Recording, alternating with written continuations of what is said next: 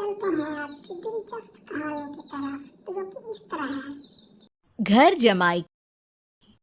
विकी को हमेशा किस्मत ने उसकी मेहनत से ज्यादा दिया। पैदा हुआ एक बड़े घर में, मुंह में चांदी की चम्मच लेकर, और शादी भी की एक उससे भी बड़े घर में, सोने की चम्मच मुंह में लेकर। उसे मेहनत करने का शौक नहीं था। एक शौक था, वो भी घटिया शायरी करने का। उसकी हर बात शायराना ही होती थी। जैसे कि एक दिन, दूर से देखा तो चांद पे दाग था, दूर से देखा तो चांद पे दाग था, पास से देखा साबुन का छाग था। ठोको ताली। अरे ऐसी शायरी करोगे तो ताली तो पता नहीं, कोई तुमको ही ठोक देगा। शायरी वो बिल्ली है जो किसी का भी रास्ता रोक दे, और क्या मैं किल हूं जो कोई मुझे ठोक दे। मुझे तो आपसे बात ही नहीं करनी। मैं निकला था गाड़ी लेके, लेकिन दौड़ के जा रहा हूँ। मेरी शायरी कोई नहीं सुनता, मैं घर छोड़ के जा रहा हूँ। धीरे बोलिए जी, मम्मी पापा को पता चल जाएगा तो तुमको सच में तुम्हारे मायके भेज देंगे। सस्ते साबुन से मेरी कॉलर चमकी नहीं, सच में चला जाऊंगा, मेरी बात कोई धमकी नहीं। अगर शायरी ही सुनानी है तो सुनाओ, लेकिन कोई काम धंधा भी तो करो।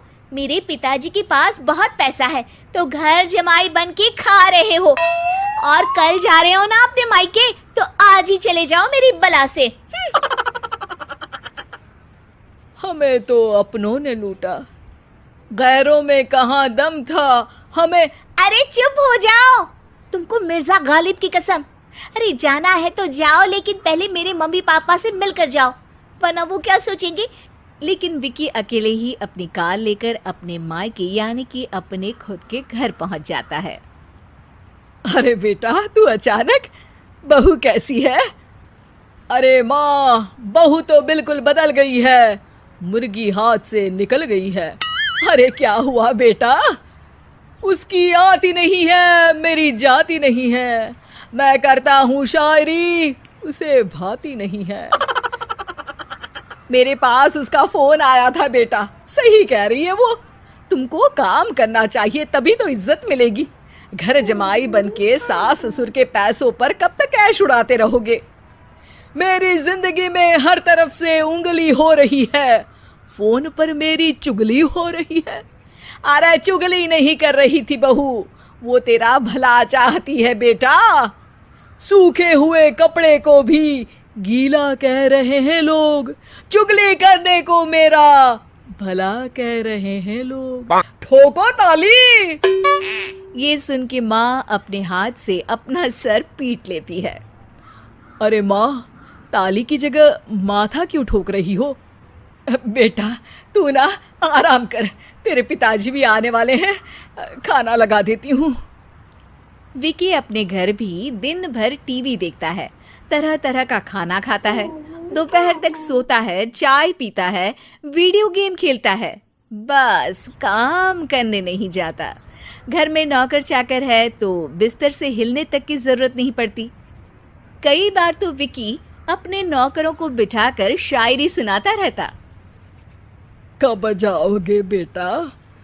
अरे कैसी बात कर रहे हैं डैडी, क्या आप मेरे फादर नहीं? आप मुझे भगाना चाहते हैं क्या? ये मेरा घर नहीं। अरे नहीं बेटा, तुम्हारा ही घर है। हम तो चाहते थे कि तुम यहीं रहो और मेरा काम आगे बढ़ाओ, लेकिन तुम ही चले गए घर जमाई बनने। अरे मेहनत तो गधे भी करते हैं, मैं अच्छी किस्मत लेके पैदा हुआ हूँ, मैं घर जमाई हूँ, ससुराल का फूल गेंदा हुआ हूँ। ठोको ताली। पिताजी और माँ सच में ताली बजा देते हैं। ऐसा पहली बार होता है जब विकी की शायरी पर किसी ने ताली बजाई हो। अरे आप लोग सच में ताली बजा रहे हैं?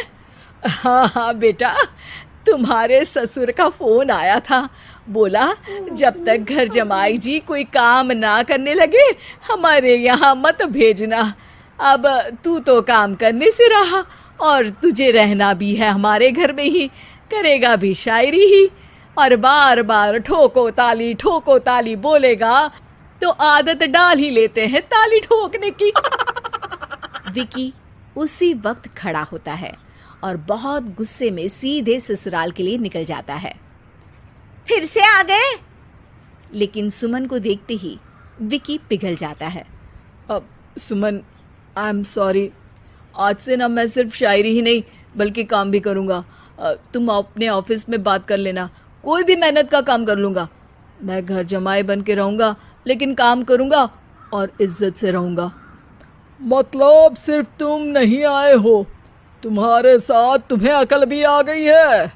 मैं अपने कारखाने का मैनेजर बनाता हूँ तुमको, कल से मेरे साथ चलना वहाँ।